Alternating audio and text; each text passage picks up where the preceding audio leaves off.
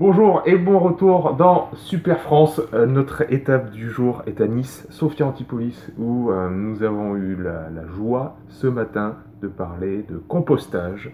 Et Madame Favier ici m'accorde, me fait l'honneur d'être devant la caméra pour nous parler de qu'est-ce que ça veut dire être un maître composteur. Donc Virginie, allez-y, présentez-vous et présentez-nous votre concept. Alors, c'est pas mon concept, mais bon. Votre projet. Alors, donc Virginie Favier, je suis maître composteur depuis 5 ans et ça consiste en fait à installer des sites de compostage collectif, notamment pour tout ce qui est restauration collective, mais pas que. On peut aussi installer des composteurs en pied d'immeuble pour ceux qui n'ont pas la chance d'avoir un jardin et à qui on aurait distribué un petit composteur domestique. Ceux-là peuvent quand même avoir un composteur au pied de leur résidence ou dans leur quartier. Voilà, donc j'installe et je gère des sites de compostage collectif de proximité. Génial. Là, on n'est plus dans j'exporte mes déchets, Oui, ils partent, ils font des kilomètres, je ne sais pas où ça va et je m'en fiche. Là, on est dans mes déchets organiques, en l'occurrence mes déchets alimentaires.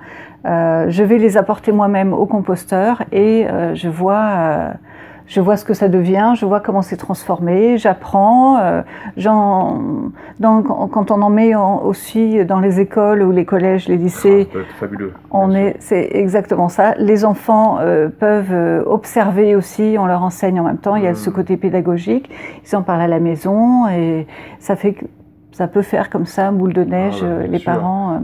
On en parlait un petit peu en off juste avant de lancer la caméra, mais peut-être que c'est intéressant de repréciser qu'est-ce que c'est le compostage vraiment, hein, les principes même du compostage et comment il y a beaucoup d'erreurs à éviter sans doute et une mauvaise compréhension de personnes qui ne font qu'en fait que entasser leurs déchets d'une certaine manière. Exactement. En pensant que le compost sera fait comme Exactement. ça, alors que voilà, les principes sont ceux de la nature. Et un composteur, c'est pas comme une poubelle comme les autres. Je ne me contente pas de mettre mes déchets et j'ouvre le couvercle, je verse mes déchets, je ferme et je m'en vais. Quand on fait ça, effectivement, il y a des nuisances. C'est pour ça qu'aujourd'hui, le compost a un petit peu une mauvaise image. C'est parce que ça sent mauvais, parce qu'il y a des bestioles, mais c'est parce que souvent, les collectivités délivrent des composteurs aux particuliers sans formation, avec à peine quelques informations, et c'est mal fait. Voilà. Donc, je vais vous expliquer comment bien faire son compost. Ah, enfin, on va savoir. Alors,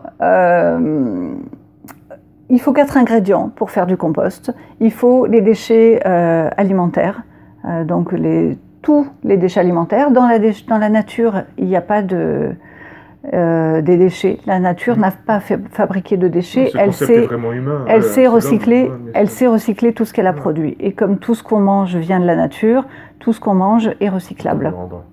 Donc les déchets alimentaires plutôt mous, humides. Des déchets carbonés du jardin, c'est-à-dire des déchets secs, durs, bruns, comme des feuilles mortes, des brindilles.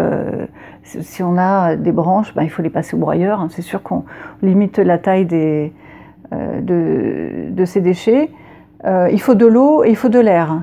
Il faut toujours que ce soit humide, parce que sinon, si ça sèche, le processus s'arrête.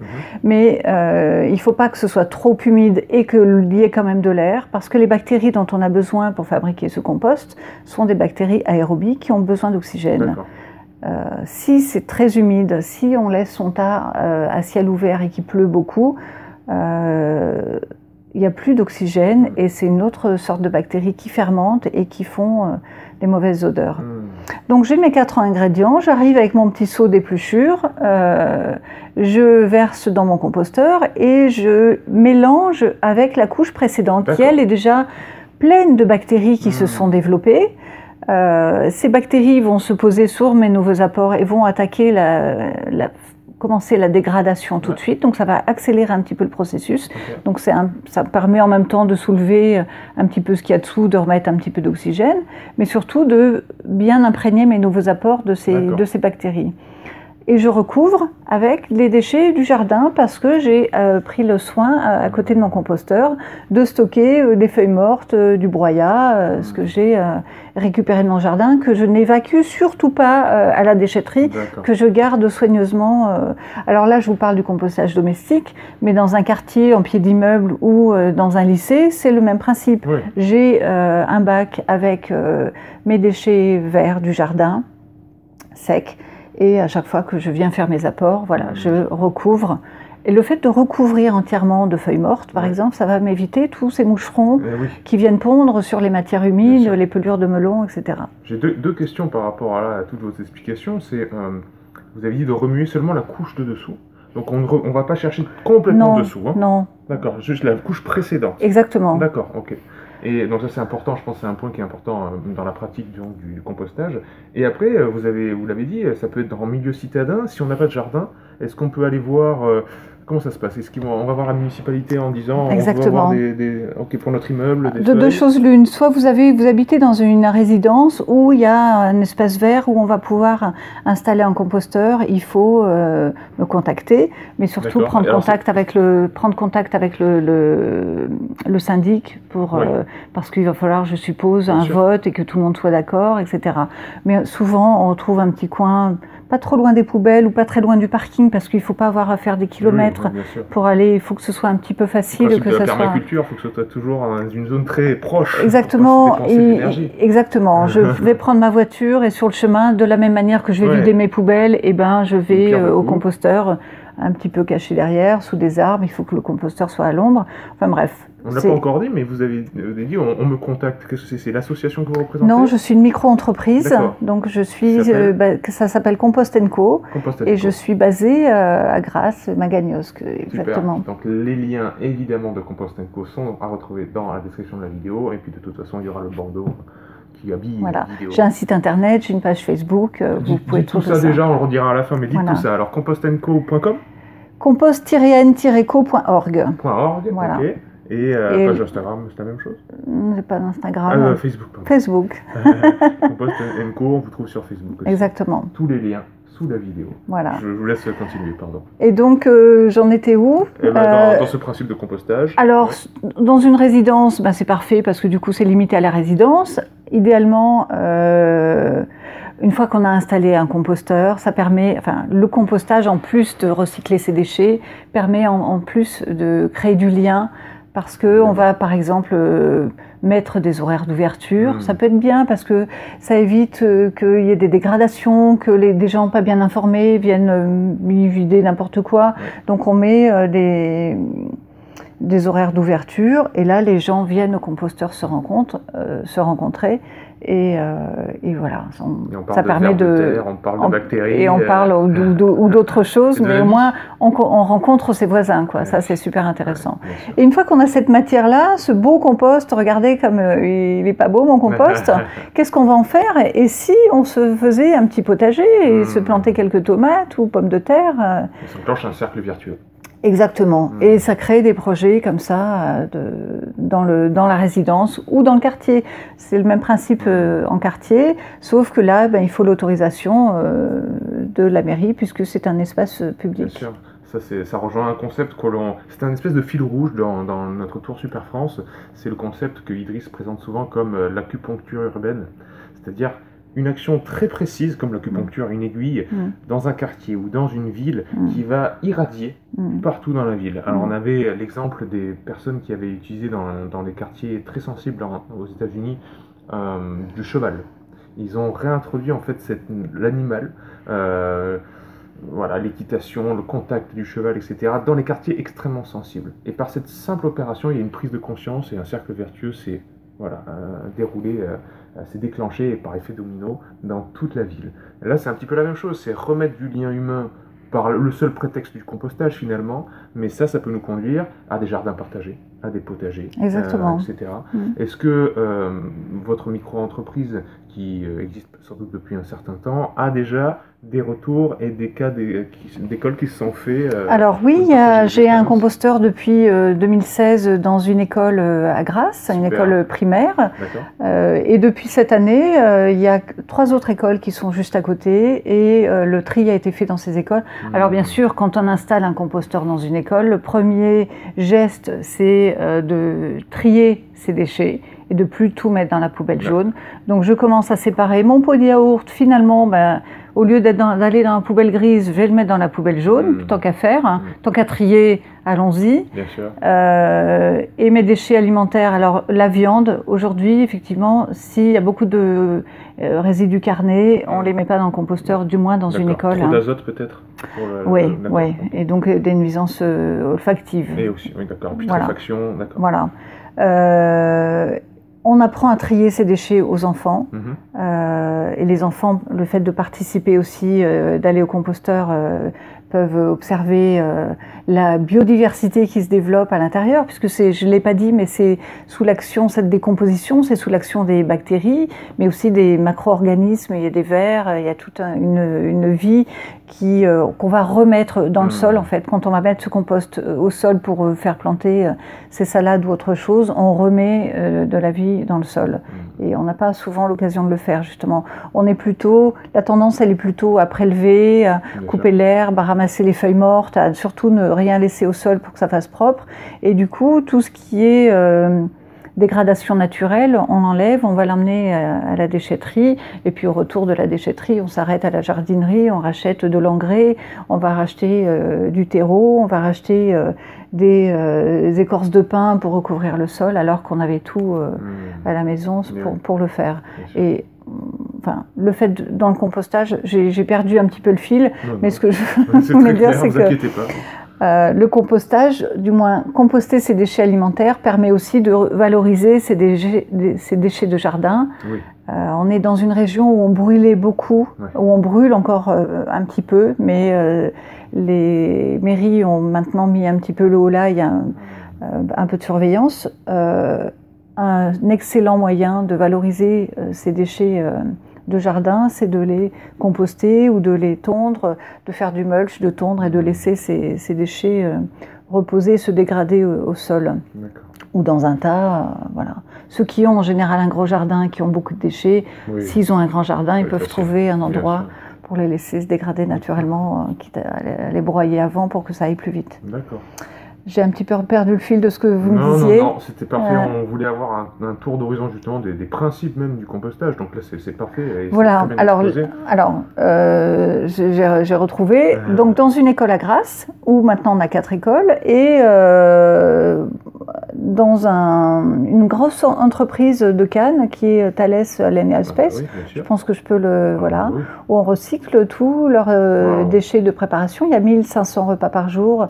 Ça, je dois faire à peu près 100, je me souviens plus, 70 kilos de mémoire de déchets de préparation. Ça, c'est très intéressant, parce qu'on touche les écoles, mais on touche aussi le monde de l'entreprise. Ça peut s'installer vraiment. Exactement. Et sur Sofia, des restaurants d'entreprise, il y en a pas mal, mais aussi des maisons de retraite, où là, il y a beaucoup aussi de gaspillage alimentaire. Oui, ce que je voulais rajouter aussi, c'est que on valorise les déchets organiques dans une école. On peut en même temps, quand on fait le diagnostic, on pèse en fait ces déchets. Ça permet de dimensionner un petit peu la taille des composteurs. Exactement. Et en même temps, on peut parler de gaspillage alimentaire. C'est le moment. Et de montrer aux enfants, regardez, cette quantité-là de déchets que vous jetez, ça a coûté de l'argent à fabriquer, à transporter. C'est important cette mesure pour qu'on prenne vraiment conscience de ce qui se passe. Exactement. Parce que c'est vraiment les choses qu'on regarde pas. Vraiment ce principe même, ce concept même de déchet qui n'existe pas dans la nature, comme vous l'avez très bien dit, c'est vraiment l'homme qui l'a créé ex nihilo.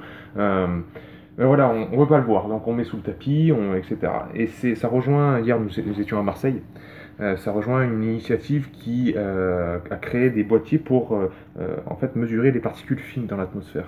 Et toutes ces données-là, donc les porteurs de ce boîtier sont des volontaires. Et ils se baladent dans la rue et en fait ces données-là sont envoyées au centre et comme ça, toutes les collectivités locales savent vraiment à quel point on pollue.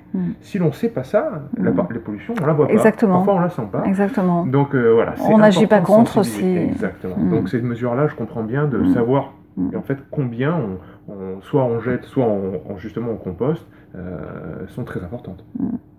Alors, je vous disais que j'étais maître composteur. Oui. Je voudrais rajouter que je ne suis pas seule, qu'on est plusieurs centaines en France, que je fais partie d'un réseau qui s'appelle le réseau Compost Citoyen. Donc, je suis sûre que vous allez rencontrer dans votre tour de France... Compost Citoyen. Réseau Compost Citoyen, RCC en fait, pour les intimes. Et on fait des sous-réseaux régionaux. Comme des vers de terre, comme dirait l'auteur. On fait des sous-réseaux et on vient de créer le réseau Compost Citoyen PACA, le RCC PACA. Voilà. Donc c'est un métier d'avenir. Ah ouais, voilà. Bien sûr. Et quel avenir? Ce serait un bel avenir, bien sûr. J'espère. Alors, une matinée avec Idriss et Gunther, c'est court, ça passe vite. J'imagine qu'il y a eu des questions en suspens, vous auriez aimé aborder peut-être d'autres problématiques. Si vous deviez me confier la mission de leur faire remonter des informations, des remarques ou des questions, qu'est-ce que ce serait? Alors déjà, je ne suis pas partie, je reste jusqu'à... Tant mieux.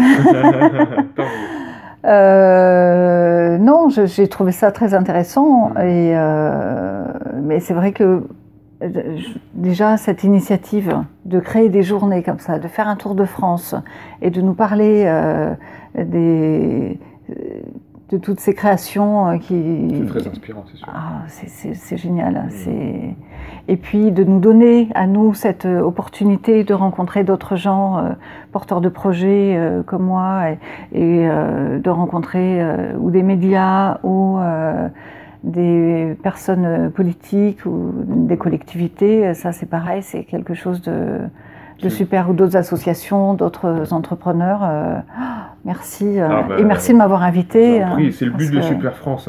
Comme le dit Idriss, l'intelligence, c'est interliguer, faire du lien à distance. Le but de Super France, c'est de vous mettre en relation, et après vous n'avez plus besoin de nous. C'est-à-dire toute l'équipe de Super France va s'enlever et vous allez dialoguer entre vous localement. Et puis à l'échelle nationale. Donc, merci. Mais pour le compost, c'est un petit peu comme ça. Je forme les gens et de façon à ce qu'ils n'aient plus besoin de moi non plus, à les rendre autonomes. C'est parfait, bien sûr. Donc, alors, pour bien faire le point sur votre micro-entreprise et même le réseau tout entier, je suppose, c'est pas seulement ils installent des composts en bas de votre immeuble, c'est on vous forme, on vous apprend. J'installe, exactement. J'installe, je forme et je fais un suivi pendant 6 mois, 1 an, le temps nécessaire, jusqu'à ce que les référents compost roulent tout seul et que ça devienne quelque chose de naturel pour tout le monde, quoi. Génial, génial. Voilà. Donc, pas spécialement de questions pour l'instant, peut-être que ça viendra au fil de la journée pour Idriss et Gunther. Non. Qu'est-ce qui me manquerait, je vais tourner ça autrement, pour que ça prenne une autre ampleur, cette histoire de... Alors moi, ce qui m'étonne, c'est par exemple comment dire, on va parler plutôt communication. Pourquoi moi? Et pourquoi vous étiez à Marseille hier? Pourquoi vous n'en avez pas rencontré d'autres hier? Et pourquoi vous n'en avez pas rencontré d'autres dans votre... Alors je me dis, waouh, super, je suis ravie d'avoir été invitée, mais il y en a partout en France. Exactement, il y en a partout. Donc, je pense que c'est toujours... On a le savoir-faire, mais le faire savoir pêche peut-être. On a essayé de communiquer un maximum, mais on n'a pas touché le bon réseau. Votre tour de France n'est pas terminé? Non, il nous reste encore quelques étapes. Lyon, Genève, Annecy. À Lyon, il y en a aussi. On va rencontrer les Lyonnais, les composteurs lyonnais. Ce sera avec un grand plaisir. Il y aura d'autres tours de Super France l'année prochaine, les années suivantes. Grenoble, vous avez fait...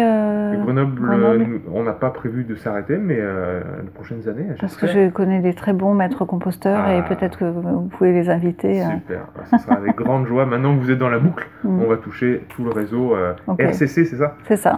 On va toucher tout le réseau RCC. En tout cas, on les invite Toutes les informations sont sur superfrance.org. Donc, qu'ils nous contactent, qu'ils viennent nous présenter ces beaux projets avec joie pour parler de tout ça dans les prochaines étapes. Vraiment. Ok, parfait. Merci beaucoup. Merci beaucoup à vous et à bientôt dans Super France. À bientôt.